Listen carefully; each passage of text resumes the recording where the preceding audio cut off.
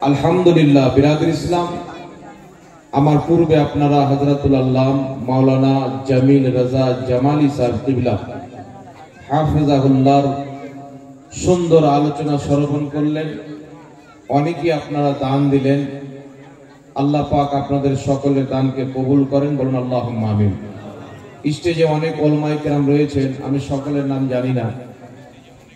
আমার শিক্ষকের মতন এবং ওস্তাদুল উলামা হযরত আল্লামা মুফতি আব্দুর রহিম মিসবাহি সাহেব কিবলা মাদ্দাজিল্লাহুল আলী ওয়ান নুরানি এবং এই মাদ্রাসার প্রধান শিক্ষক আর অন্যান্য শিক্ষকগণ উপস্থিত রয়েছেন এবং আমার বড় ভাই হযরত আল্লামা জামিল রাজা জামালি সাহেব কিবলা উপস্থিত আছেন।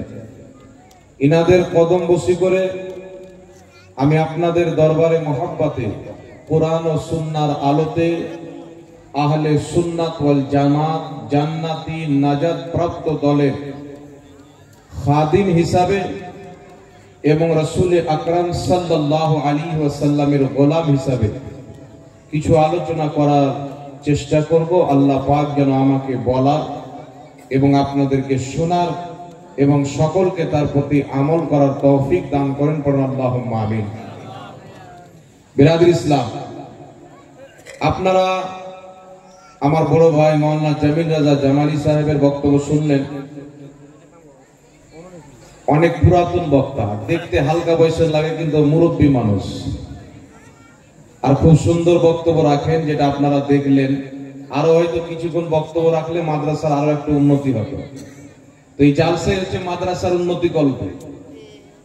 তো আল্লাহ পাক আপনাদের সকলের দানকে কবুল করেন এবং আপনাদের রুজি রোজগারে বরকত দান করেন। আল্লাহ আপনাদেরকে বেশি করে দেখ, আপনারা আল্লাহর রাস্তায় বেশি করে খরচ করেন, আমিন।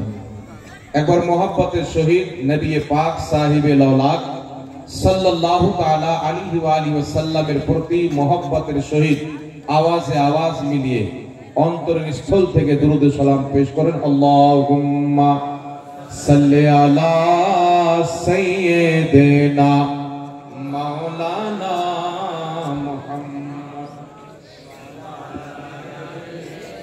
सैयदना मौलाना मुहम्मद सल्लल्लाहु ताआला अलैहि ওয়াসাল্লাম। বিরাদর ইসলাম, আমি আপনাদের সম্মুখে একটি মাশহুর আয়াতে কারিমা পাঠ করেছি। আল্লাহ তাবারক ওয়া তাআলার পবিত্র কালাম কুরআনুল কারীম, কুরআনুল মাজিদ, ফুরকানুল হামিদ, কুরআন শরীফ হইতে একটি মারুফ ও মাশহুর আয়াতে কারিমা পাঠ করেছি। সর্বপ্রথমে একটি কথা বলে দিই যে কুরআনুল কারীমকে আমরা কুরআন শরীফ বলি। শরীফ মানে হচ্ছে পাক এবং পবিত্র। বর্তমান জামানাতে কিছু ইহুদি খ্রিস্টান দাড়ি টুপি রেখে মুসলমানদের মধ্যে ফিতনা সৃষ্টি করার জন্য ভুলভাল ফতোয়া দিয়ে মানুষকে বিভ্রান্তি করতে চায়। আমরা বলি কুরআন শরীফ, মানুষ বলতে চায় যে কুরআন শরীফ বলা যাবে না। কি বলতে হবে? কুরআনুল কারীম বলতে হবে, কুরআনুল মাজিদ বলতে হবে। যে নামগুলি আল্লাহ কুরআন পাকে বয়ান করেছেন সেগুলি বলা যাবে। কুরআন শরীফ বলা বিদআত, বলে নাউযুবিল্লাহ। শরীফ মানে হচ্ছে পাক। তো কুরআন পাক, পাক না না পাক? একটু জোরে বলেন। কুরআন পবিত্র না? আমার আল্লাহ পাক, আমার আল্লাহর কালামও পাক, জোরে বলেন সুবহানাল্লাহ। আমার আল্লাহর রাসূলও পাক, আমার আল্লাহর জান্নাতও পাক। তাহলে রাসূল পাকও বলা যাবে, কুরআন পাকও বলা যাবে। কথা বুঝতে পারছেন তো বাবা? তো কুরআন শরীফ হইতে একটি আয়াত পাঠ করেছি। আল্লাহ বলেন ইন্নাদ দীনা ইনদাল্লাহিল ইসলাম। নিশ্চয় আল্লাহর নিকটে একমাত্র মনোনীত ধর্ম হচ্ছে ইসলাম ধর্ম। আর ইসলাম ধর্মের মান্যকারীদেরকে বলা হয় মুসলমান বা মুসলিম। তো আমরা আলহামদুলিল্লাহ আল্লাহর রহমতে, আল্লাহর দয়াতে মুসলমান, মুসলিম, কারণ আমরা ইসলাম ধর্মকে মানি। ইসলাম এমন একটি ধর্ম, যেই ধর্ম 1450 বছর পুরাতন ধর্ম নয়। ইসলাম ধর্ম হচ্ছে এই জমিনের মাটিতে সর্বপ্রথম যিনি কদম রেখেছিলেন, যিনার নাম হচ্ছেন আদম আলাইহিস সালাতু ওয়াস সালাম। তো প্রথম মানুষ, মানব জাতির পিতা আদম আলাইহিস সালাতু ওয়াস সালাম, যিনি প্রথম মানুষ জমিনে কদম রেখেছিলেন, তিনিও মুসলমান ছিলেন। জোরে বল সুবহানাল্লাহ। প্রত্যেক নবী, আদম আলাইহিস সালাতু ওয়াস সালাম দুনিয়ার প্রথম মানুষ, এই জমিনে পাও রেখেছেন, তিনি মুসলমান ছিলেন। তাহলে আপনারা বলেন তো, মুসলমান বা ইসলাম এটা কি 1450 বছর পুরাতন ধর্ম না সবচাইতে পুরাতন ধর্ম? কথা বলেন। সবচাইতে পুরাতন ধর্ম হলো ইসলাম। আদম আলাইহিস সালাতু ওয়াস সালাম মুসলমান ছিলেন, ইব্রাহিম আলাইহিস সালাতু ওয়াস সালাম মুসলমান ছিলেন, মুসা আলাইহিস সালাতু ওয়াস সালাম মুসলমান ছিলেন। প্রত্যেক নবী মুসলমান ছিলেন, আর প্রত্যেক নবীর ধর্ম হচ্ছে ইসলাম। জোরে বলতে হবে সুবহানাল্লাহ। তাহলে ইসলাম ধর্ম নতুন না পুরাতন? একটু জোরে বলতে হবে। ইসলাম ধর্ম হচ্ছে নতুন। আর খুশির সংবাদ হচ্ছে যে আমার আপনার নবী সাল্লাল্লাহু আলাইহি ওয়াসাল্লামের পূর্বে, প্রত্যেক নবীর পূর্বে যিনি প্রথম দুনিয়াতে কদম রেখেছেন, আদম আলাইহিস সালাতু ওয়াস সালাম, তিনি ভারতের মাটিতেই কদম রেখেছেন।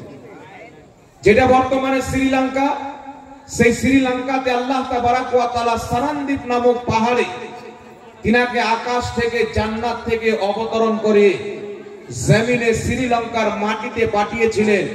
তাই ভারতের মাটি এমন একটি পবিত্র মাটি যে এই ভারত থেকে আমার আপনার নবী মিষ্টি ঠান্ডা বাতাস পেয়েছেন। জোরে বলেন সুবহানাল্লাহ। তবে বিরাদর ইসলাম, ইসলাম ধর্মের মান্যকারীকে বলা হয় মুসলমান। আর ইসলাম ধর্মের মেন ভিত হচ্ছে 5টি। রাসূল পাক বলছেন বুনিয়াল ইসলাম আলা খামসিন, ইসলামের বুনিয়াদ, ইসলামের ভিত হচ্ছে 5টি। কোন 5টি? লা ইলাহা ইল্লাল্লাহ মুহাম্মাদুর রাসূলুল্লাহ, আল্লাহকে এক ওয়াহদাহু লা শারীক মানা, রাসূলে কায়নাত সাল্লাল্লাহু আলাইহি ওয়াসাল্লামকে আল্লাহর রাসূল এবং আখেরি নবী মানা। এটা হচ্ছে ইসলামের প্রথম ভিত। যাদের আকীদা আল্লাহ সম্পর্কে সঠিক, রাসূল সম্পর্কে সঠিক, তাদের উপরে সঙ্গে সঙ্গে 4টি জিনিস ফরজ হয়ে যায়। একটি নামাজ, একটি রোজা, একটি হজ, একটি হচ্ছে যাকাত। নামাজ, রোজা, হজ, যাকাত 4টি জিনিস। আর প্রথম হচ্ছে কালেমা, ঈমান। যেই ব্যক্তি কালেমা পাঠ করে অন্তর থেকে জবান দিয়ে আল্লাহকে এক মেনে নিল, মুহাম্মদ সাল্লাল্লাহু আলাইহি ওয়াসাল্লামকে আল্লাহর রাসূল মেনে নিল, ওই ব্যক্তি মুসলমান হয়ে গেল। জোরে বল সুবহানাল্লাহ। তবে এখানে একটি গুরুত্বপূর্ণ কথা বুঝার আছে বাবা। কথা বুঝার হচ্ছে যে লা ইলাহা ইল্লাল্লাহ মুহাম্মাদুর রাসূলুল্লাহ যেই ব্যক্তি পাঠ করলো, মেনে নিল, ওই ব্যক্তি মুসলমান হয়ে গেল। তবে লা ইলাহা ইল্লাল্লাহ আল্লাহকে এক মানা, মুহাম্মদ রাসূলুল্লাহ, মুহাম্মদ সাল্লাল্লাহু আলাইহি সাল্লামকে আল্লাহ রাসূল মানা। তো আপনি আল্লাহকে মানলেন, রাসূলকে মানলেন। আল্লাহকে মানার অর্থ কি? রাসূলকে মানার অর্থ কি? আপনার আল্লাহকে মানা তখন প্রযোজ্য হবে যখন আল্লাহ পাক নিজের পবিত্র কুরআনুল কারীমে যাদেরকে মানতে বলেছেন আপনি তাদেরকেও মানবেন, তবেই আল্লাহকে মানা হলো। কথা বুঝতে পারছেন কি পারেন না? রাসূলকে মানা কিভাবে হলো? নবী পাক সাহিবে লাওলাক সাল্লাল্লাহু আলাইহি ওয়াসাল্লাম হাদিস শরীফের মধ্যে যাদেরকে মানতে বলেছেন তাদেরকে মানলেন, তবেই আপনি রাসূল পাককে মানলেন। আল্লাহ পাকের প্রতি ঈমান আনা কি করে হলো? আল্লাহ পাকের উপরে ঈমান আনলেন। মহান রব্বুল আলামিন যাদের প্রতি ঈমান আনতে বলেছেন তাদের প্রতিও ঈমান আনলেন, তবেই আপনি আল্লাহর প্রতি ঈমান আনা হলো। রাসূল সাল্লাল্লাহু আলাইহি ওয়াসাল্লামের প্রতি ঈমান আনলেন। রাসূল সাল্লাল্লাহু আলাইহি ওয়াসাল্লাম যাদের প্রতি ঈমান আনতে বলেছেন তাদের প্রতিও ঈমান আনলেন, তবেই আপনি হলেন মুসলমান। কথা বুঝতে পেরেছেন কি পারেন না বাবা? একজন ব্যক্তি যদি বলে লা ইলাহা ইল্লাল্লাহ মুহাম্মাদুর রাসূলুল্লাহ, আমি আল্লাহকে এক মানি, রাসূল সাল্লাল্লাহু আলাইহি ওয়াসাল্লাম মুহাম্মদ সাল্লাল্লাহু আলাইহি ওয়াসাল্লামকে আল্লাহর রাসূল মানি, আর ওই ব্যক্তি যদি বলে যে আমি ফেরেশতাদেরকে মানি না, মুসলমান হবে। যদি বলে আমি ফেরেশতাকেও মানি, জান্নাত জাহান্নামকেও মানি, কিন্তু কিয়ামত হবে আমি বিশ্বাস করি না, ওই ব্যক্তি মুসলমান হতে পারে? মুসলমান হতে পারে না। কারণ কিয়ামত হবে এটা আল্লাহ আল্লাহ রাসূল বলেছেন, জান্নাত জাহান্নাম আছে এটা আল্লাহ আল্লাহ রাসূল বলেছেন, হাসরের ময়দান কায়েম হবে আল্লাহ আল্লাহ রাসূল বলেছেন, ফেরেশতার প্রতি ঈমান আনতে হবে আল্লাহর হুকুম। ঠিক না বেটি? তাহলে আল্লাহ তাবারক ওয়া তাআলা যাদেরকে মানতে বলেছেন, যাদের প্রতি ঈমান আনতে বলেছেন, যদি তাদের প্রতি ঈমান আনা হয়, তাদেরকে মানা হয়, তবেই আপনি আল্লাহকে মানলেন। আল্লাহকে মানার দাওয়া এটা আপনার সত্য হিসেবে গ্রহণ হবে। জোরে বলুন সুবহানাল্লাহ। এখন আপনাকে বলতে চাই বাবা, ঈমানদার কাকে বলে? একজন ব্যক্তি মুসলমান হওয়ার পরে কি অমুসলিম হয়ে যেতে পারে? একজন ব্যক্তি ঈমান আনার পরেও কি কাফির হয়ে যেতে পারে? এটা আমি বলবো না, আল্লাহ পাকের কোরআন বলেছেন, লা তা'তাযিরু কাদ কাফারতুম বাদা ঈমানিকুম, তুমি ঈমান আনার পরে কাফির হয়ে গেছো। কি জন্য কাফির হয়েছো? তাফসীরে মিশকাতের মধ্যে লিপিবদ্ধ উক্ত আয়াতের তাফসীর ইবনে আব্বাস থেকে বর্ণিত। রাসূল কায়নাত সাল্লাল্লাহু আলাইহি ওয়াসাল্লামের জামানায় একজন সাহাবীর উটনি হারিয়ে গেল। আমার আপনার নবী বললেন, তোমার উটনি অমুক জায়গাতে রয়েছে। একজন মুনাফিক বাইরে গিয়ে আমার নবীর ইলমের উপরে, আমার নবীর জ্ঞানের উপরে আঙুল তুলে বলল, মুহাম্মদ কি গায়ব জানে?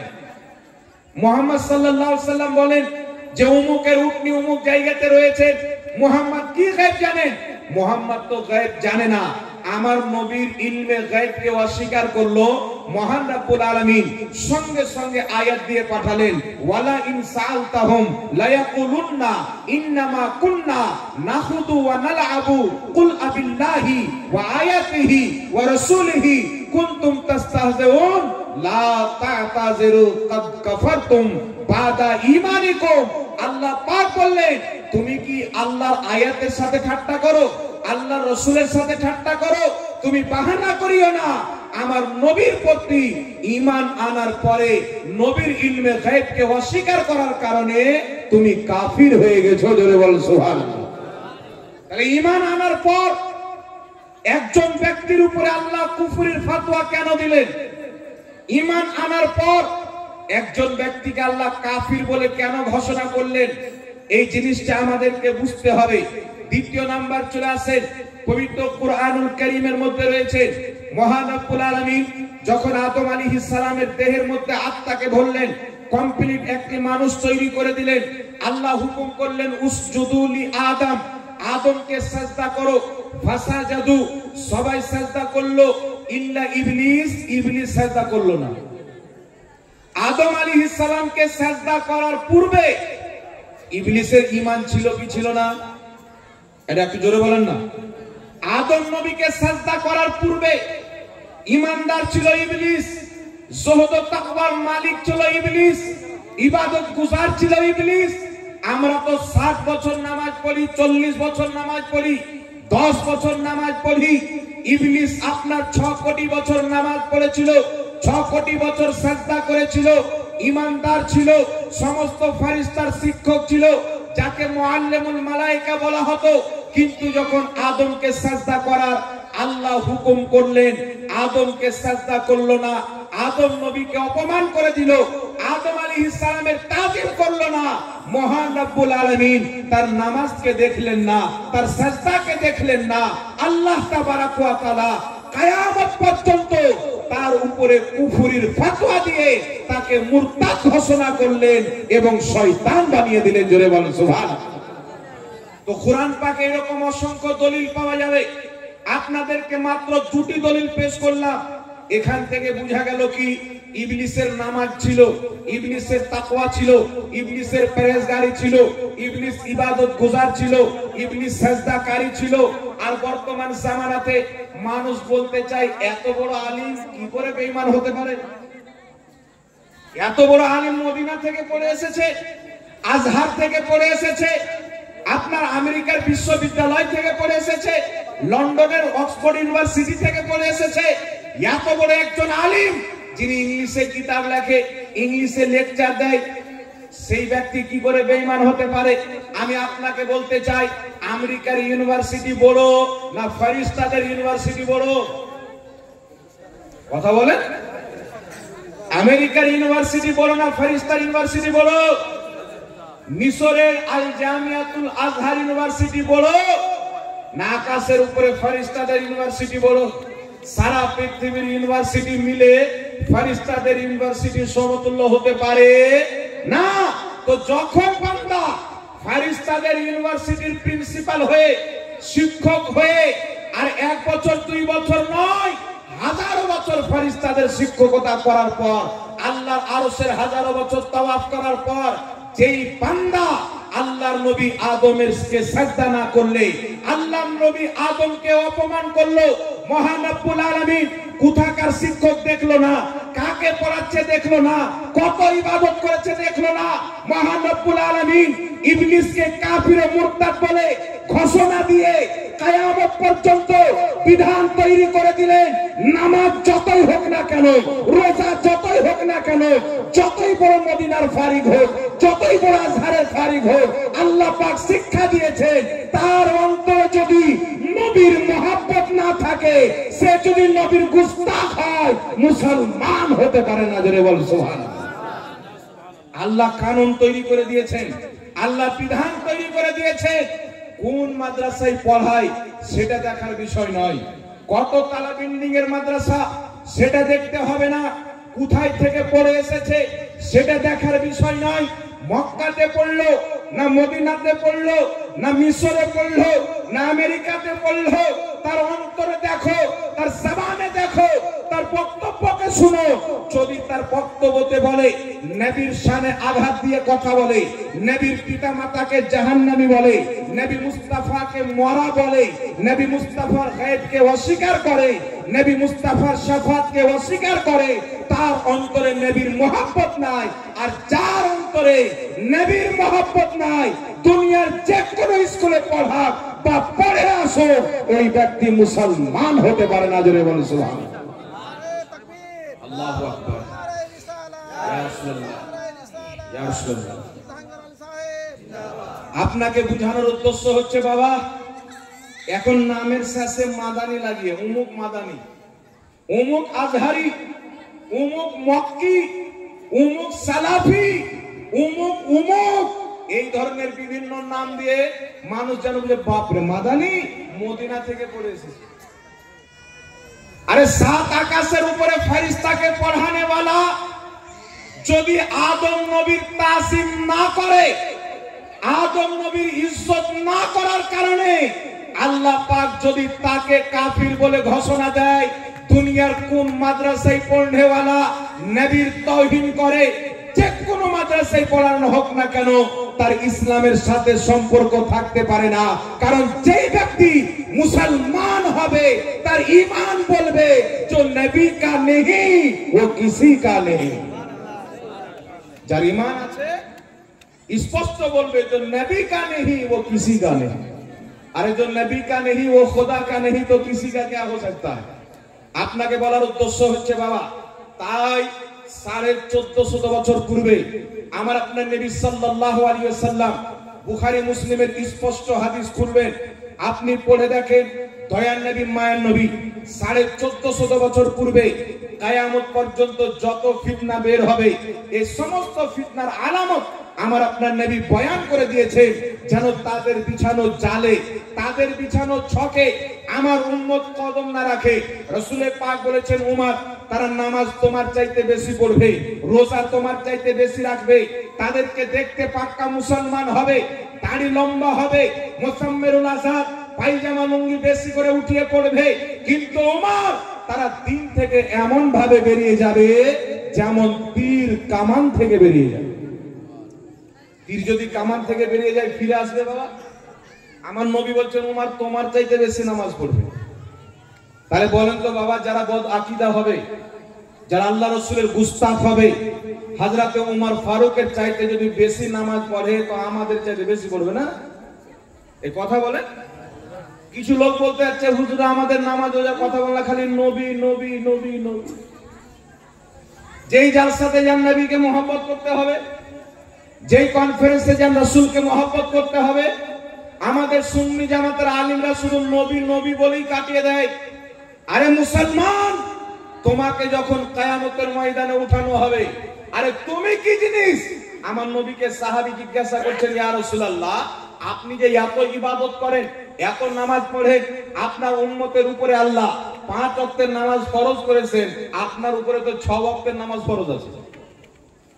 আপনি এত ইবাদত করেন, ইয়া রাসূলুল্লাহ, আপনি কি আপনার ইবাদতের কারণে জান্নাতে যাবেন না? রাসূল পাক বলছেন, আমিও আমার ইবাদতের কারণে জান্নাতে যাব না। আল্লাহর রহমতে, আল্লাহর ফজলে জান্নাতে যাব। একটু জোরে বলেন না সুবহানাল্লাহ। তবে ইবাদত করলে তো আল্লাহর ফজল হবে। কথা বুঝতে পারছেন কি পারেন না বাবা? তাহলে কেউ যদি মনে করে নামাজ পড়ছি জান্নাতে চলে যাব, রোজা রাখছি জান্নাতে চলে যাব, শুনেন, ওই কিয়ামতের ময়দানে আপনার আমল যদি কম থাকে, আল্লাহ রাসূলের প্রতি ঈমান যদি সঠিক থাকে, মহান রব্বুল আলামিন আপনার গুনাহের কারণে, আপনার পাপের কারণে যদি আপনাকে জাহান্নামে দিয়ে দেয়, আল্লাহর হাবিব শাফাআত করে জান্নাতে নিয়ে যাবে। উঠান ইবনে মাজাহ শরীফের হাদিস, রাসূল পাক বলছেন, শাফাআতি লি আহলিল কাবাইর মিন উম্মতি। আনাস ইবনে মালিক থেকে বর্ণিত, তিনি বলছেন, রাসূল কায়নাত বলেছেন, কিয়ামতের ময়দানে আমি নবী মুস্তাফা আমার উম্মতের বড় বড় পাপীকে, পাপ তো করেছে কিন্তু আমাকে মহব্বত করেছে, গুনাহ তো করেছে আমাকে মহব্বত করেছে, অন্তরে ঈমান রেখেছে, তার অন্তরে যদি রায়ের দানা পরিমাণ ঈমান থাকে, আমি মুস্তাফা তাকে জান্নাতে নিয়ে যাব। জোরে বল সুবহানাল্লাহ। বুখারী শরীফের মধ্যে হাদিস, রাসূল কায়নাত বলেন, যার অন্তরে রায়ের দানা পরিমাণে ঈমান আছে এবং তার চাইতেও কম ঈমান আছে, রাসূল পাক বলছেন, তারও শাফাআত করে আমি জান্নাতে নিয়ে যাব। তাহলে কি বুঝা গেল? কিয়ামতের ময়দানে শাফাআত পাওয়ার জন্য ঈমান নিয়ে যাওয়া শর্ত, ঈমান নিয়ে যেতে হবে। তবে আপনাকে একটা কথা বলি দি বাবা, নামাজ পড়েন 5 ওয়াক্তের আল্লাহ ফরজ করেছেন, পড়তে হবে। রোজা আপনাকে রাখতে হবে, হজের সামর্থ্য থাকলে হজ করতে হবে, যাকাত দেওয়ার পরিমাণ মাল থাকলে যাকাত দিতে হবে। তবে একটি কথা মনে রাখবেন, যতই বড় নামাজি হোক, যতই বড় রোজাদার হোক না কেন, তার অন্তরে যদি রাসূল সাল্লাল্লাহু আলাইহি সাল্লামের প্রতি সচ্চা পাক্কা আকীদা মজবুত না থাকে, মুহাব্বত না থাকে, সে যদি চুল পরিমাণে রাসূলুল্লাহর গুস্তাখি করে থাকে, নামাজ যতই হোক, জান্নাত তার প্রতি আল্লাহ হারাম করে দেয়। জোরে বল সুবহানাল্লাহ। এটা উম্মতের ইজমা। সমস্ত সাহাবা থেকে নিয়ে আজ পর্যন্ত প্রত্যেক মুহাদ্দিস, প্রত্যেক সালফে সালেহিনদের এটাই মাসলাক যে রাসূল কায়নাত সাল্লাল্লাহু আলাইহি ওয়াসাল্লামের চুল পরিমাণে বেয়াদবি করনে ওয়ালা কাফির ও মুরতাদ হয়ে যায়। ইমাম কাজী আয়াজ রাহমাতুল্লাহ আলাইহি শিফা শরীফের মধ্যে লিখতেছেন, কোন ব্যক্তি যদি রাসূল কায়নাত সাল্লাল্লাহু আলাইহি ওয়াসাল্লামের চুল মুবারককে, এই লক্ষ্য করে শুনেন বাবা, আমাদের নবী সাল্লাল্লাহু আলাইহি ওয়াসাল্লামের চুল মুবারককে কেউ যদি হেকারতের নিয়তে, বেয়াদবির নিয়তে, গুস্তাখির নিয়তে চুলওয়া বলে, ওই ব্যক্তি কাফির হয়ে যাবে। আমাদের চুল যদি কেটে ফেলে দিই, কে পা দিয়ে চলবে, কুকুর এসে পেশাব করে দিবে, ছাগল এসে পেশাব করে দিবে, দিবে কে দিবে না? কিন্তু আমার আপনার নবী সাল্লাল্লাহু আলাইহি ওয়াসাল্লামের চুল মুবারক, নবী পাক মাথা নাড়া করবেন, সাহাবী খবর পেয়েছেন, আমার নবী মুস্তাফার একটাও চুল জমিনে পড়তে দিচ্ছেন না, সাহাবা শত শত হাত বাড়িয়ে দিচ্ছেন। জোরে বলুন সুবহানাল্লাহ। নবী পাক সাল্লাল্লাহু আলাইহি ওয়াসাল্লামের চুল মুবারককে কেউ যদি চুলওয়া বলে, ঈমান শেষ। কেউ যদি রাসূল কায়নাত সাল্লাল্লাহু আলাইহি ওয়াসাল্লামের জুতো মুবারককে জুতওয়া বলে, ওই ব্যক্তির ঈমান শেষ হয়ে যাবে। তো যেই রাসূলের চুলের গুস্তাখি করা কুফরি হয়ে যায়, যেই রাসূলের জুতার গুস্তাখি কুফরি হয়ে যায়, যদি সেই রাসূলের দুরূদ ও সালামকে নিয়ে কেউ ব্যঙ্গ করে, যদি সেই রাসূলের জাতকে নিয়ে কেউ ব্যঙ্গ করে, যদি কেউ সেই রাসূলের ওসিলাকে নিয়ে ব্যঙ্গ করে, কেউ যদি সেই রাসূলের শাফাআতকে নিয়ে ব্যঙ্গ করে, কেউ যদি সেই রাসূলের হায়াতকে নিয়ে ব্যঙ্গ করে, নবীর চুলের গুস্তাখি যদি মানুষকে কাফির বানিয়ে দেয়, নবীর জুতোর বেয়াদবকে যদি মানুষকে কাফির বানিয়ে দেয়, তাহলে রাসূলের জাতের গুস্তাখ কি করে মুসলমান হতে পারে? মুসলমান হওয়ার জন্য মুস্তাফার আশিক হওয়া শর্ত। জোরে বল সুবহানাল্লাহ। এখন আপনার মনে করিয়ে দিই বিরাদর ইসলাম, বর্তমান জামানা সোশ্যাল মিডিয়ার যুগ। আমাদের পাবলিক এতদিন পর্যন্ত আমরা পাবলিককে বুঝিয়েছি, আপনার ঈমান যদি রক্ষা থাকে, সুরক্ষিত থাকে, হিফাজতে থাকে, এতে আপনার লাভ আছে, আমার লাভ আছে কি? জি, আপনার ঈমান আপনাকে বাঁচাতে হবে। আমাকে এক জায়গাতে জিজ্ঞাসা করা হলো, আমি বক্তব্য দিলাম আহলে সুন্নাত ওয়াল জামাতের আকীদার প্রতি। যে আহলে সুন্নাত ওয়াল জামাতের আকীদাটাই হচ্ছে সাহাবার আকীদা, নবী মুস্তাফার দেওয়া আকীদা। একজন বলতে চাইলো, হুজুর বিরুদ্ধে অনেক লোক আছেন আহলে হাদিস নাম দিয়ে, সালাফি নাম দিয়ে, তারা বলতে চায় আমরা সহি আকীদার লোক। কিছু তবলিগি জামাতের দেওবন্দি লোক আছে, তারা বলতে চায় আমরা সহি লোক। এখন কিছু নিম রাফজি শিয়া বেরিয়েছে, তারা বলতে চায় আমরা সহি আকীদার লোক। মানে যেই ফিরকাকে আপনি জিজ্ঞাসা করেন, কেউ বলবে না যে আমরা ভুল, সবাই বলবে আমরা ঠিক। কেউ বলবে বাবা, ওয়াহাবিকে জিজ্ঞাসা করেন, কাদিয়ানীকে জিজ্ঞাসা করেন, খারজিকে জিজ্ঞাসা করেন, সবাই বলবে যে আমরা ঠিক। তো আমি আপনাদেরকে একটা সিম্পল, যেটা ওখানে দিয়েছিলাম, একটা উদাহরণ দিয়ে দিচ্ছি। একটা বাচ্চা পর্যন্ত বুঝে যাবে যে জান্নাতি দল আল্লাহর কসম সুন্নি জামাত। একটা এক্সাম্পল আমি আপনাকে বলতে চাই। বর্তমান জামানায় একদিকে লামাযহাবী, একদিকে হানাফি আহলে সুন্নাত ওয়াল জামাত সুন্নি মুসলমান, এই দিকের আলিমের বক্তব্য শ্রবণ করেন, এদের জবান দিয়ে নবীর তাসিম শুনতে পাবেন, নবীর তারিফ শুনতে পাবেন, রাসূলের গুণগান শুনতে পাবেন, রাসূলের মুহাব্বতের বয়ান শুনতে পাবেন। একদিকের আলিমের বক্তব্য শুনেন, তারা বলেন নবী কবরে মরা মানুষ পড়ে আছে। জোরে নাউজুবিল্লাহ বলেন। আমি আপনাদেরকে কয়েকটি আকীদা বলি বাবা, একটা কথা মনে রাখবেন, রাসূল পাক বলেছেন কুল্লু বিদআতিন দালালা, প্রত্যেক বিদআত হচ্ছে গুমরাহি।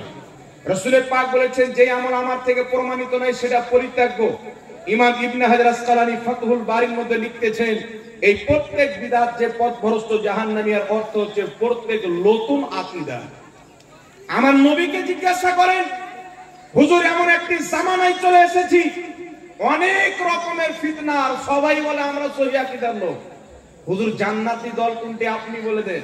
রাসূল পাক বলছেন আমার উম্মতের মধ্যে 73টি ফিরকা হবে, কুল্লুহুম ফিন্নার, সবাই জাহান্নামে যাবে, ইল্লা মিল্লাতান ওয়াহিদা, একটি জান্নাতে যাবে, মা আনা আলাইহি ওয়া আসহাবি, যে আমার সাহাবীর তরিকাতে চলবে, আকীদাতে থাকবে, তারাই হবে জান্নাতি।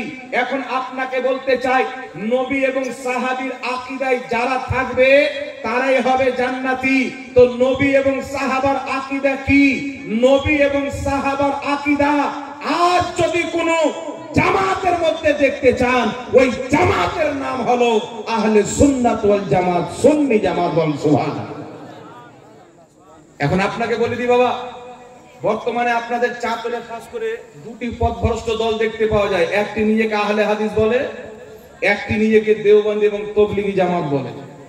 তারা বলতে চায় এই দুই দলের গুরু ইসমাইল দাহলভী নিজের কিতাব তাকওয়াতুল ঈমানে লিখছেন নবী মরে মাটির সাথে মিশে গেছেন। বর্তমান জামানায় সমস্ত লামাযহাবীদের রুহানি বাপ বাংলাদেশের কাযযাব বিন ইহুদি, সে বলছেন নবী কবরে মরা মানুষ পড়ে আছে। আমার মোবাইলে বক্তব্য আছে বাবা, স্পষ্ট ভাষায় বলছেন নবী কবরে মরা মানুষ পড়ে আছে। জোরে বলেন নাউজুবিল্লাহ। তো তাদের আকীদা কি নবী কবরে মরা?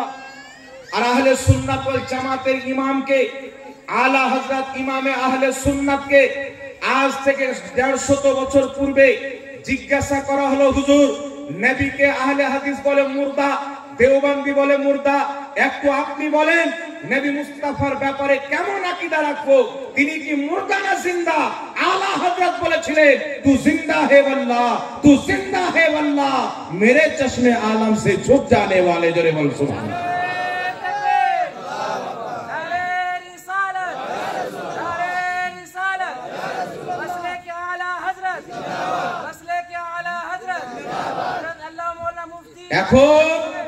এখন আমাকে আপনাকে জানতে হবে যে আমার নবী কি বলেছেন, যে নবীগণ কবরে মরা মানুষ পড়ে আছে না নবীগণ কবরে জিন্দা আছেন।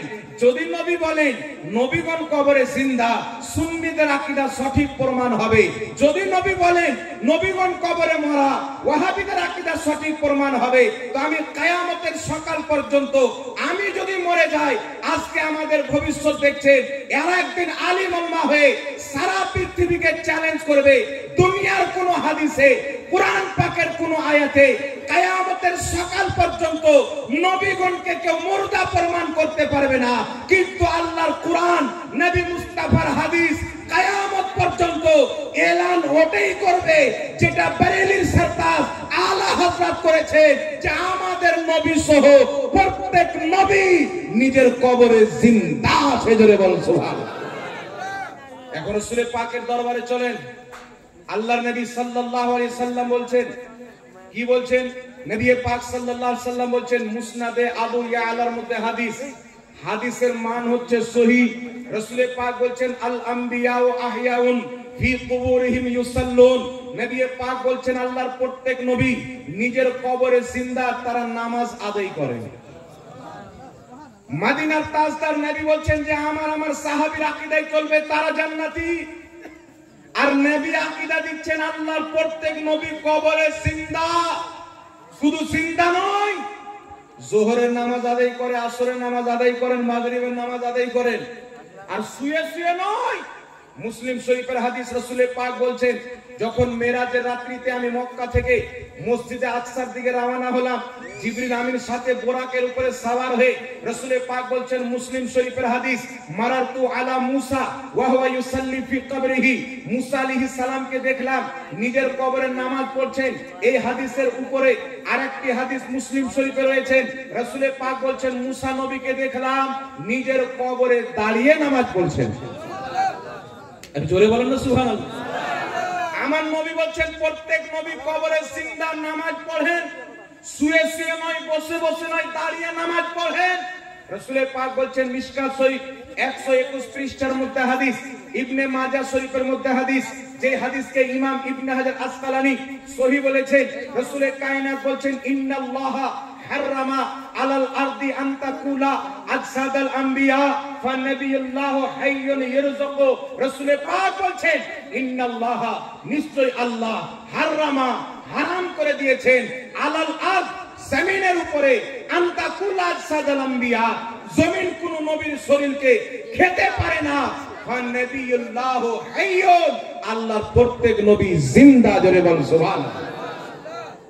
রাসূল কায়নাত বলছেন, জমিনের উপরে হারাম, কোন নবীর দেহকে খেতে পারে না, কারণ প্রত্যেক নবী কবরে জীবিত আছেন, তারা নামাজ আদায় করেন। এই মুসলমান অন্তরে হাত দিয়ে বলেন, যদি আহলে হাদিস মুসলমান থাকতো, তারা যদি নবীর হাদিসকে মানতো, তারা যদি নবীর আকীদায় চলতো, তাদের ওটাই আকীদা হতো যেটা মদিনার তাজদার দিয়েছেন, নবীদের মুখতার দিয়েছেন, আমার আপনার নবী যেই আকীদা দিয়েছেন, তাদের সেই আকীদা থাকতো। কিন্তু আজ পৃথিবীর মাটিতে নবী মুস্তাফার দেওয়া আকীদা যদি কেউ প্রচার করে থাকে, সুন্নিদের ইমাম আলা হযরত প্রচার করে পৃথিবীকে জানিয়ে দিয়েছে যে প্রত্যেক নবী কিয়ামতের সকাল পর্যন্ত নিজের কবরে জিন্দা আছেন। জোরে বলেন সুবহানাল্লাহ। তাহলে বলেন বাবা, কেউ যদি নবীর বিরুদ্ধে আকীদা রাখে, মুসলমান থাকবে? জোরে বলেন, জান্নাতি দল হবে? আমার নবী বলেননি যে আমার বিপক্ষে চলবে ও জান্নাতি। নবী বলছেন, মা আনা আলাইহি ওয়া আসহাবি, যে আমার সাহাবার আকীদাতে থাকবে তারাই জান্নাতি। মুহাম্মদ রাসূলুল্লাহর আকীদা প্রত্যেক নবী জিন্দা, সুন্নিদের আকীদা প্রত্যেক নবী জিন্দা। জোরে বলেন সুবহানাল্লাহ। এবার আপনাদের সম্মুখে যদি নবীর হায়াতকে নিয়ে আলোচনা করা হয়, 2 ঘন্টা চলে যাবে। এখন আপনাদের সম্মুখে বয়ান করি সাহাবার কি আকীদা ছিল। এখন যদি কোন মুসলমান গুনাহ করেছেন, আমরা সব পাপী, যদি আমরা ইরাদা করি, আল্লাহ কোরআনে বলেছেন যখন তুমি জানের উপরে জুলুম করবে, গুনাহতে লিপ্ত হবে, তো আমার নবীর দরবারে এসে তওবা করো। আমার নবী যদি তোমার পক্ষ হয়ে আমার কাছে ক্ষমা চায়, আমি আল্লাহ ক্ষমা করে দেব। এই আয়াতের ব্যাখ্যায় সমস্ত মুফাসসিরিনের আকীদা হচ্ছে যে নবী যখন বা হায়াত দুনিয়াবী জীবনদেগীতে দুনিয়াতে ছিলেন, তখনও নবী মুস্তাফার দরবারে গিয়ে তওবা করলে আল্লাহ মাফ করে দিত। এখনো কেউ যদি নবীর রওজাতে গিয়ে নবীর কাছে শাফাআত চায়, আমার নবী দোয়া করে দিলে আল্লাহ তাকে ক্ষমা করে দেয়। জোরে বলুন সুবহানাল্লাহ। তো এখন যদি আপনি ইরাদা করেন আর মদিনার মাটিতে চলে যান রাসূলুল্লাহ রওজা মুবারকে, ইয়া রাসূলুল্লাহ আপনার রওজাতে এসেছি, গুনাহতে লিপ্ত হয়েছি, আল্লাহর কাছে মাগফিরাত চান, আল্লাহ যেন আমাকে ক্ষমা করে দেয়। তো এখন ওখানে যাদের হুকুমত আছে, যারা নিজেকে আহলে হাদিস বলে, মানে হাদিস ওয়ালা, কিন্তু এখনই প্রমাণ হয়ে গেল এরা হাদিস ওয়ালা নয়, এরা হচ্ছে আমেরিকা ইসরায়েলের ফান্ডিং ওয়ালা। এই ফান্ডিং এ আকীদা হলো নবী মুর্দা, আর নবী মুস্তাফার হাদিসের আকীদা হলো নবী জিন্দা। জোরে বলুন সুবহানাল্লাহ। এখন আপনাকে বলতে চাই বাবা, তারা বলতে চাই কেউ যদি ইরাদা করে নবীর কবর জিয়ারত করতে যাব, নবীর রওজা জিয়ারত করতে যাব, নবীর রওজা জিয়ারত করব বলে সাফার করাটাই হচ্ছে শিরক, বলেন নাউজুবিল্লাহ। কিন্তু সাহাবার কি আকীদা ছিল? উঠান তাফসিরে ইবনে কাসির, যে আয়াতের অনুবাদ আমি করলাম, আল্লাহ বলেন তুমি যখন জানে জুলুম করবে আমার নবীর দরবারে, উঠান কিতাব লা মাযহাবীদের সবচাইতে বড় ধর্মগুরু ইবনে তাইমিয়া পথভ্রষ্ট, ওই ইবনে তাইমিয়ার ছাত্র ইমাম ইবনে কাসির নিজের কিতাব তাফসিরে ইবনে কাসিরের মধ্যে উক্ত আয়াতের তাফসিরে একটি হাদিস নিয়েছেন যে নবী পাক সাহিবে লাওলাক সাল্লাল্লাহু আলাইহি ওয়াসাল্লামের ইন্তিকালের পর একজন সাহাবী গিয়েছেন নবীর দরবারে, যাচ্ছেন মদিনা, হযরতে আলীর সঙ্গে সাক্ষাৎ, জিজ্ঞাসা করছেন ইয়া আলীউল মুরতাজা, নবী কায়নাত সাল্লাল্লাহু আলাইহি ওয়াসাল্লাম কোথায় আছেন? তো হযরতে আলী রাদিয়াল্লাহু তাআলা আনহু বলছেন তুমি কি জানো না রাসূল কায়নাত সাল্লাল্লাহু আলাইহি ওয়াসাল্লাম 3 দিন পূর্বে ইন্তিকাল করেছেন। কদিন পূর্বে? এই সাহাবী নিরাশ হয়ে পড়লেন, ভেঙে পড়লেন, কান্না করতে আরম্ভ করলেন, বললেন হুজুরের রওজা মুবারক কোথায়? বলেন মা আয়েশার হুজরায়। সেই সাহাবী চলে গেলেন নবী মুস্তাফার রওজার দিকে। হযরতে আলী বলছেন আমিও পিছন পিছন চলতে আরম্ভ করলাম। ওই সাহাবী রাসূলুল্লাহ রওজার পাশে গিয়ে দাঁড়িয়ে গেলেন, বসে গেলেন। বসার পরে এই আয়াত পাঠ করতে লাগলেন, হুজুর আল্লাহ বলেছেন তুমি যদি জানের উপরে জুলুম করো, গুনাহতে লিপ্ত হয়ে যাও, আমার নবীর দরবারে এসে তওবা করো, আমার নবী যদি তোমার পক্ষ থেকে আমার কাছে ক্ষমা চাই, আমি আল্লাহ তোমাকে ক্ষমা করে দেব। ইয়া রাসূলুল্লাহ আমি জানের উপরে জুলুম করেছি, আপনার রওজা মুবারকে এসেছি, অতক্ষণ পর্যন্ত আমি যাব না যতক্ষণ পর্যন্ত না আমার গুনাহ ক্ষমা করা হবে, না আমার মাগফিরাত করা হবে, অতক্ষণ পর্যন্ত আমি যাব না। হযরতে আলী বলছেন এই কথা বলতে বলতে কান্না করতে আছেন আর বলতে আছেন ইয়া রাসূলুল্লাহ আমার মাগফিরাত করা হোক, আমার মাগফিরাত করা হোক। এই কথা বলতে বলতে নবী মুস্তাফার পবিত্র রওজা পবিত্র মাটি নিয়ে মাথার উপরে ঢালতে আরম্ভ করলেন। হযরতে আলী বলছেন নবী মুস্তাফার রওজার মাটি নিয়ে মাথায় ঢালতে আছেন, মাথায় ঢালতে আছেন। ইতিমধ্যে শুনতে পেলাম নবী মুস্তাফার রওজার ভিতর থেকে মুস্তাফা জানে রহমত আওয়াজ দিয়ে বললেন এই আমার সাহাবী যাও, আন্নাহু কাদ গফিরা লাকা, আল্লাহ তোমার মাগফিরাত করে দিয়েছে। জোরে বল সুবহানাল্লাহ। সাহাবায়ে কিরাম নবী মুস্তাফার ইন্তিকালের পর মুহাম্মদ রাসূলুল্লাহ রওজাতে গিয়েছেন, গুনাহতে লিপ্ত হয়ে জানের উপরে জুলুম করে আমার নবী মুস্তাফা রওজার ভিতর থেকে মাগফিরাতের সার্টিফিকেট দিয়ে প্রমাণ করে দিয়েছেন যে রাসূলে কায়নাত দুনিয়ার জমিনের উপরে ছিলেন, উম্মতের সাহায্য করতেন, এখন জমিনের নিচে আছেন তবুও উম্মতের সাহায্য করেন।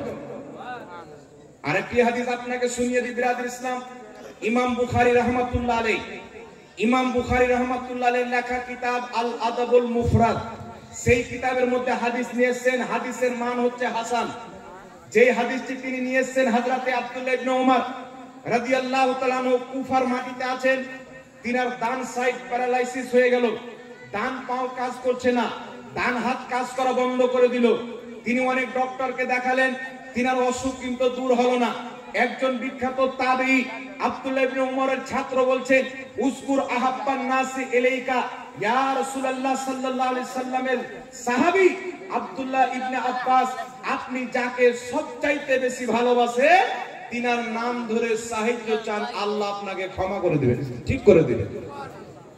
তিনার নাম ধরে সাহায্য চান, আল্লাহ আপনাকে ঠিক করে দিবেন, আপনাকে সুস্থতা দান করবেন।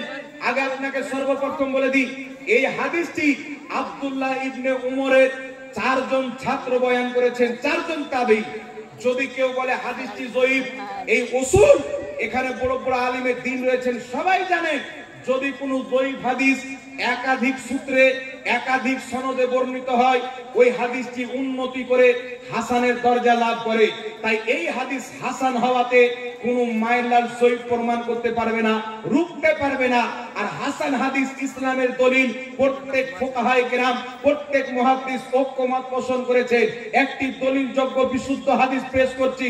তাবী বলছেন উযকুর আহাব্বান নাসি ইলাইকা, আপনি যাকে সমস্ত মানব জাতি চাইতে বেশি ভালোবাসেন তার নাম ধরে ডাক দেন, আল্লাহ আপনাকে শিফা দান করবে।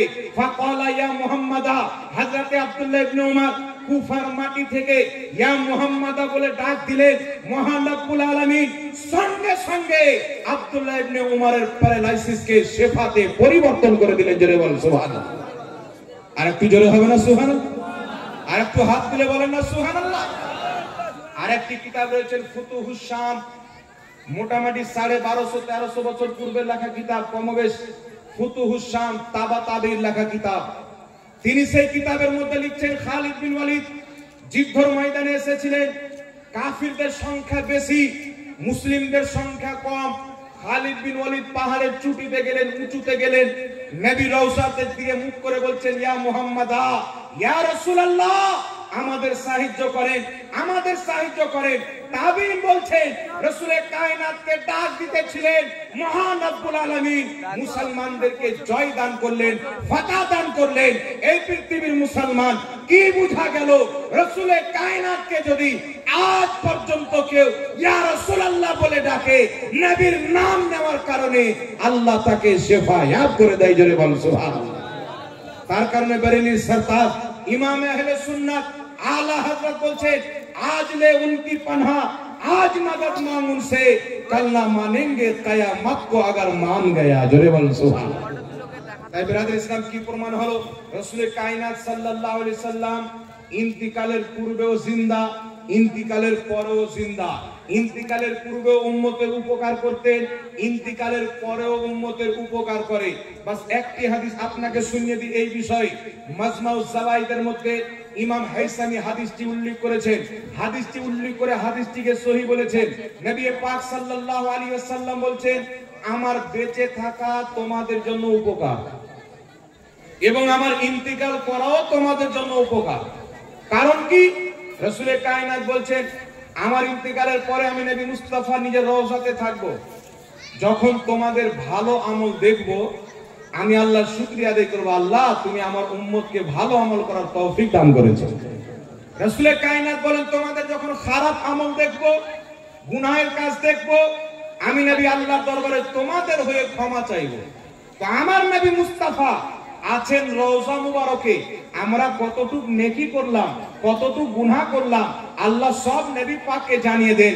আল্লাহর নবী যদি আমাদের নেকি দেখেন আল্লাহর শুকরিয়া আদায় করেন, যদি আমাদের গুনাহ দেখেন আল্লাহর কাছে আমাদের গুনাহর ক্ষমা চান। তাহলে কি বুঝা গেল? আজ পর্যন্ত নবী মুস্তাফা নিজের রওজা মুবারক থেকে নিজের উম্মতির খেয়াল রাখে। একটু জোরে বলতে হবে সুবহানাল্লাহ। তাহলে আপনারা বলেন বাবা, রাসূল কায়নাত সাল্লাল্লাহু আলাইহি ওয়াসাল্লাম কে সাহাবা ইন্তিকালের পর দূর দারাজ থেকে মুসিবতে পড়ে ইয়া মুহাম্মাদা বলে, ইয়া রাসূলুল্লাহ বলে ডাক দিয়েছেন। আমার নবী বলছেন নবীগণ কবরে জীবিত। তাহলে যেই ব্যক্তির নবীকে কবরে মরা মানে ওই ব্যক্তি নবীর দলের লোক না ইহুদির দলের লোক? আর জোরে বলেন। আর যারা নবীকে জীবিত বিশ্বাস করে তারা কার দলের লোক? নবীর দলের লোক। আর নবী কি বলেছেন? মানা আলিহি ওয়া আসহাবি, যে আমার সাহাবীর দলের লোক হবে ওই হবে দল জান্নাতি। তো সাহাবীর আকীদা নবী রওজাতে জীবিত, নবী মুস্তাফার আকীদা প্রত্যেক নবী নিজের কবরে জিন্দা, যেখানে চাই যেতে পারে। জোরে বল সুবহানাল্লাহ। এখানে একটি কথা আপনাদেরকে বলে দিই বাবা, একটি গুরুত্বপূর্ণ মাসআলা যেটা আপনাদের জন্য উপকার হবে। আমরা যখন নবী পাক সাল্লাল্লাহু আলাইহি সাল্লামকে সালাম দিই তো ইয়া নবী সালামু আলাইকা পাঠ করি, কি করি না বাবা? ইয়া রাসূল সালামু আলাইকা পাঠ করি।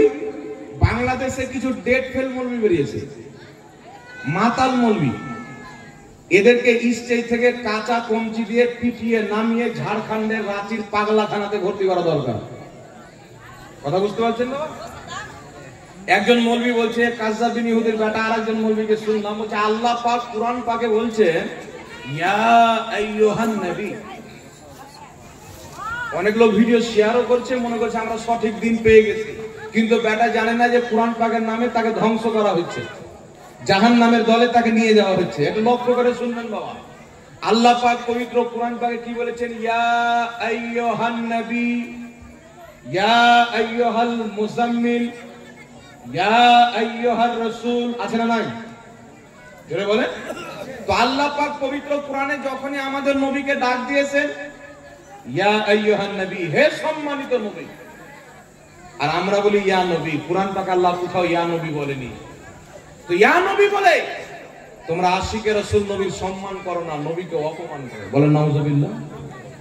যুক্তি দেখেন বাবা, মানুষ মনে করে আসলে তো কোরআন পাকে ইয়া আইয়ুহান নবী আছে, আর ইয়া আইয়ুহান নবীর অর্থ কি করলো যে হে সম্মানিত নবী। দেখবেন এদিকে কলকাতার দিকে একটা মাতাল মুরগি বেরিয়েছে, বাপের জন্মে মাদ্রাসা যায়নি, ওর বাপও রাজমিস্ত্রি, ও রাজমিস্ত্রি, ওর স্ত্রী ও রাজমিস্ত্রি, আর রাজমিস্ত্রি করতে করতে দুটো বাংলা কিতাব পড়ে নিয়েছে আর ফাতোয়া মেরে বেড়ায়। বুঝতে পারছেন কি বলেন না বাবা? ফাতোয়া মেরে বেড়ায়। এ বলছে কি আল্লাহ কোরআন পাকে বলেছেন ইয়া আইয়ুহান নবী, হে সম্মানিত নবী, আর সুন্নি নামের সিন্নিখোর বলছে ইয়া নবী। নবীকে অপমান করা হচ্ছে, কুরআন পাকের বিরুদ্ধে বলা হচ্ছে। আল্লাহ কত সুন্দর ভাবে নবীকে ডেকেছেন ইয়া আইয়ুহান নবী, হে সম্মানিত নবী। জোরে বলেন নাউজুবিল্লাহ। তাহলে আপনারা বলেন তো বাবা, কোরআন পাকে ইয়া আইয়ুহান নবীর অর্থ কি করলো? হে সম্মানিত নবী। আচ্ছা বলেন তো কোরআন পাকে আছে না নাই ইয়া আইয়ুহাল কাফিরুন? এই জোরে বলেন আছে না নাই? বলেছেন কুল ইয়া আইয়ুহাল কাফিরুন। তো আল্লাহ নবীকে বলছেন ইয়া আইয়ুহান নবী, মানে সম্মান দিচ্ছেন, হে সম্মানিত নবী। তো ইয়া আইয়ুহান নবীর অর্থ লামাযহাবি, ওয়াহাবি, খারিজি, জাহান্নামী ফিরকা, আহলে হাদিস বলছে হে সম্মানিত নবী। তাহলে ওই কোরআন পাকে 30 পারা সূরা কাফিরুনের মধ্যে আল্লাহ বলছেন ইয়া আইয়ুহাল কাফিরুন, তাহলে অর্থ কি হবে? হে সম্মানিত কাফির। কত বড় মাতালের বাচ্চা মাতাল! ইয়া আইয়ুহান নবী বলেছে আর ইয়া আইয়ুহাল কাফিরুনটা বলেনি। তাহলে আপনারা বলেন বাবা, ইয়া আইয়ুহার শব্দ যদি হে সম্মানিত হয়, তাহলে আল্লাহ কি কাফিরকে সম্মান দিয়ে কথা বলেছেন? কোরআন পাকে একাধিক জায়গা আছে, জায়গাতে রয়েছেন আল্লাহ বলছেন ইজ্জত আল্লাহ আল্লাহর রাসূলের জন্য এবং ঈমানদারদের জন্য।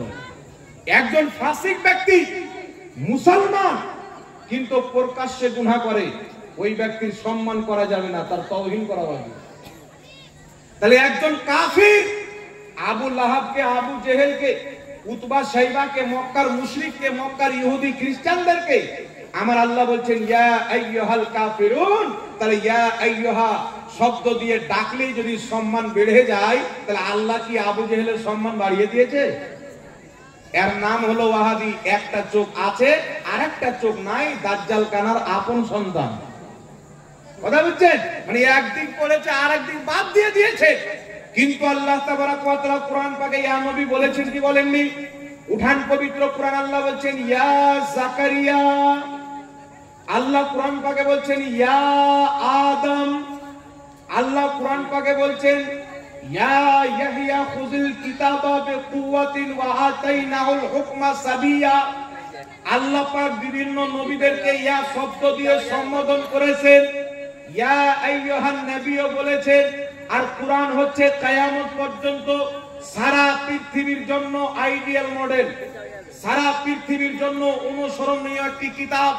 এই কোরআন পাকে আল্লাহ যেইভাবে নবী মুস্তাফাকে ডাক দিয়েছেন, কিয়ামত পর্যন্ত ওইভাবে নবীকে ডাক দেওয়া নাজায়েজ নয়। আমার আল্লাহর সুন্নাত, জোরে বল সুবহানাল্লাহ। আল্লাহ ইয়া আইয়ুহান নবী বলেছেন, ইয়া আইয়ুহান নবী বলাও আল্লাহর সুন্নাত। আল্লাহ ইয়া আদম বলেছেন, ইয়া নবী বলা, ইয়া আদম বলাও আল্লাহর সুন্নাত। একটু জোরে বলেন না সুবহানাল্লাহ। কোরআন পাকের একটি আয়াত আর করে দলিল দেয় ওয়াহাবি কি দলিল দিচ্ছে। কিছু লোক আসলো, আসার পরে বলছেন ইয়া মুহাম্মদ, হে মুহাম্মদ একটু বেরিয়ে আসেন, আপনার সাথে কথা আছে। নবী পাক সাল্লাল্লাহু আলাইহি সাল্লামকে ইয়া মুহাম্মদ বলে ডাকলো, তো আল্লাহ তাবারাক ওয়া তাআলা আয়াত নাযিল করে নিষেধ করে দিলেন। তাদেরকে কি করলেন? সচেতন করে দিলেন। কেন? বলছে ইয়া মুহাম্মদ বলে, ইয়া নবী বলে ডাকা যাবে না। কিন্তু আল্লাহ তাবারাক ওয়া তাআলা কেন নিষেধ করলেন? নবীগণকে যদি পরিজন থাকে, নবী পাকের নিকটে আপনার আমার পরিজন আছে, আল্লাহ বলছেন যখন আমার নবীর দরবারে যাবে, ইয়া রাসূলুল্লাহ ইয়া মুহাম্মদ বলে ডাক দিবে না, তুমি দাঁড়িয়ে থাকো। যতক্ষণ পর্যন্ত আমার নবী হুজরা থেকে না বের হবে ততক্ষণ পর্যন্ত নবীকে ডাক দেওয়া যাবে না। জোরে বল সুবহানাল্লাহ। ইয়া মুহাম্মদ বলা যাবে না, এটা প্রমাণ হয় না। নবীকে বাইরে থেকে ডাকা যাবে না, কারণ এটা সলিমউদ্দিন কলিমউদ্দিনের দরবার নয়। আলা হযরত বলছেন ওয়া খুদা খুদা কা यही है दर नहीं और कोई मफर मकर जो वहां से हो यही आके हो जो यहां नहीं वो वहां नहीं।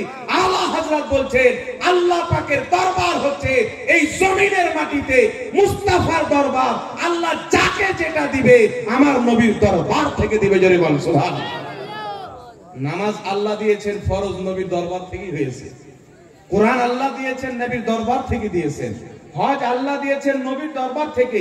ঈমান আল্লাহ দিয়েছেন নবীর দরবার থেকে।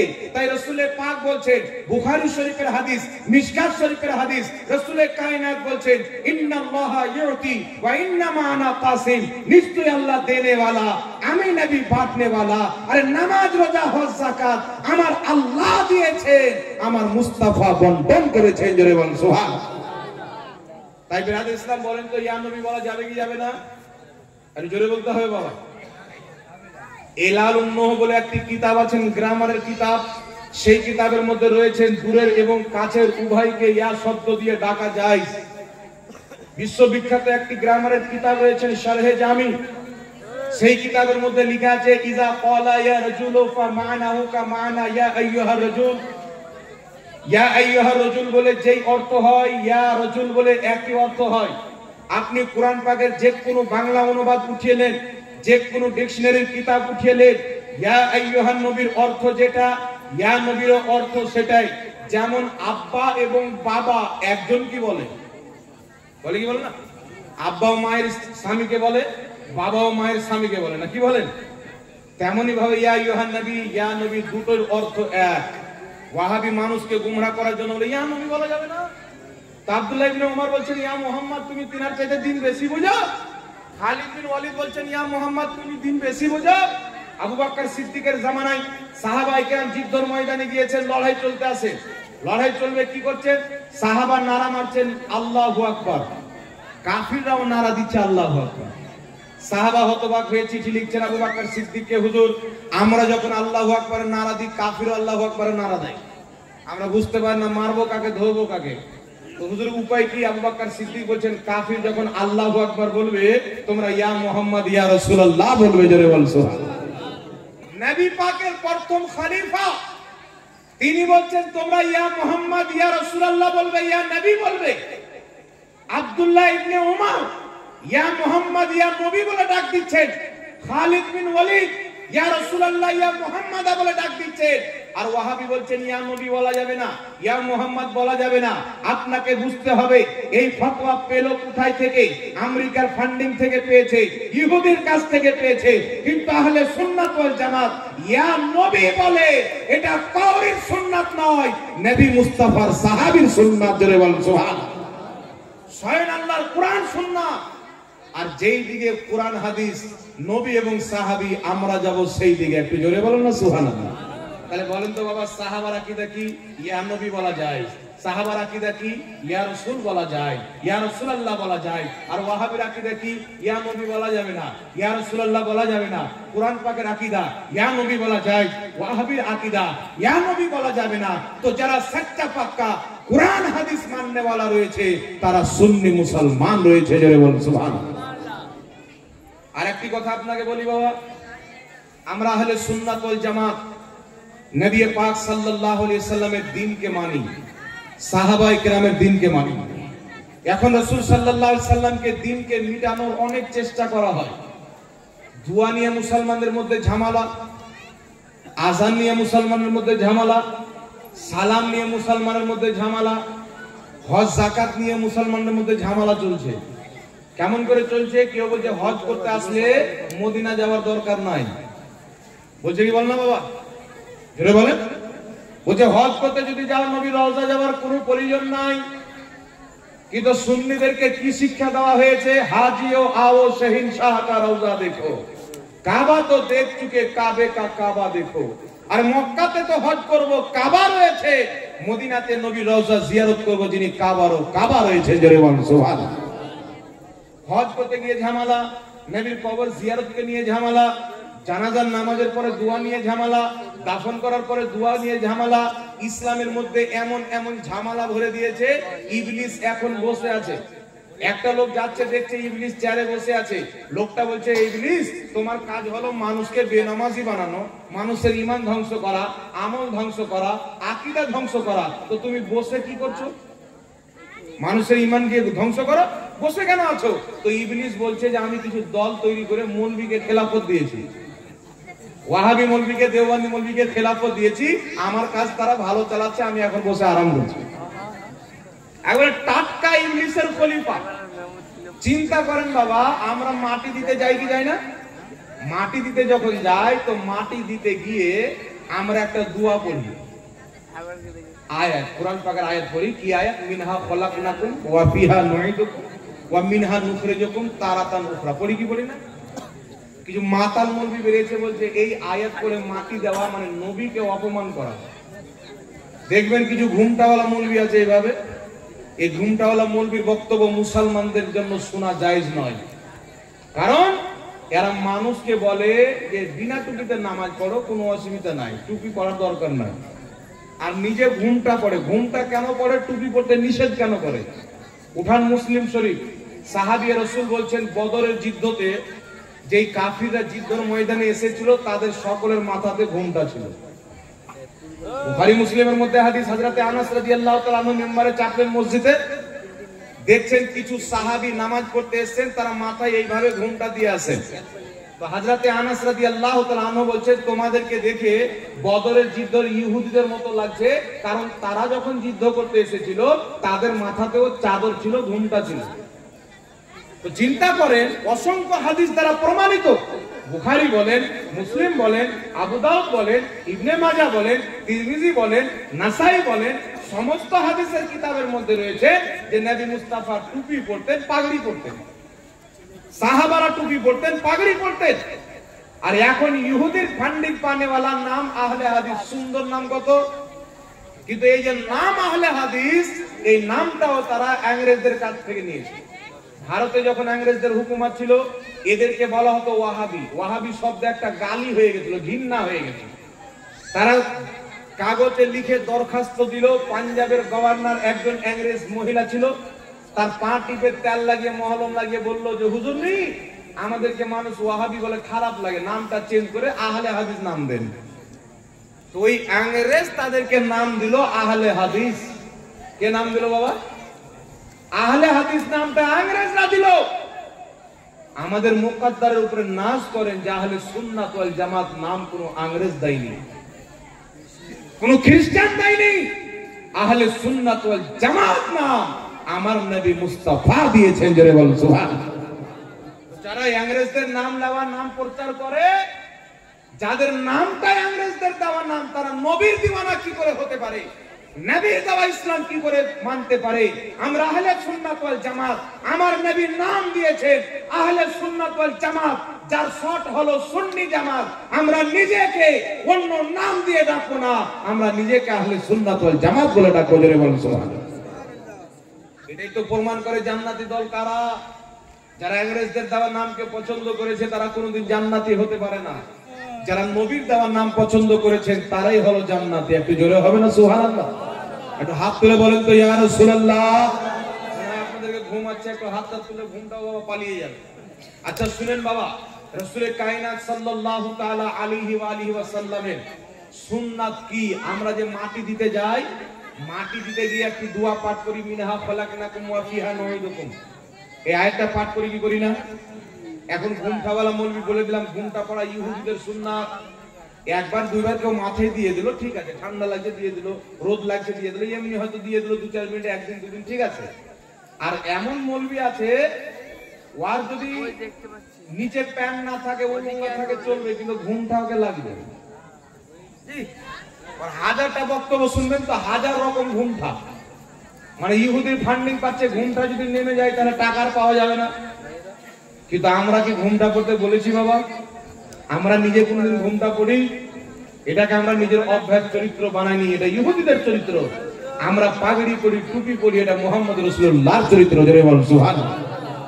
নবী পাক সাল্লাল্লাহু আলাইহি সাল্লাম টুপি অথবা পাগড়ি পরে নামাজ পড়তে নির্দেশ দিতেন, কারণ আল্লাহ পাক বলেছেন, আল্লাহ তাবারাক ওয়া তাআলা বলেছেন, কি বলেছেন, যে তোমরা মসজিদে পরিপূর্ণ সাজে এসো, খুযু যিনাতাকুম ইনদা কুল্লি মসজিদ, তোমরা মসজিদে পরিপূর্ণ সাজে এসো। আর মুসলমানদের টুপি অথবা পাগড়ি ছাড়া পরিপূর্ণ সাজ হতে পারে না। জোরে বলুন সুবহানাল্লাহ।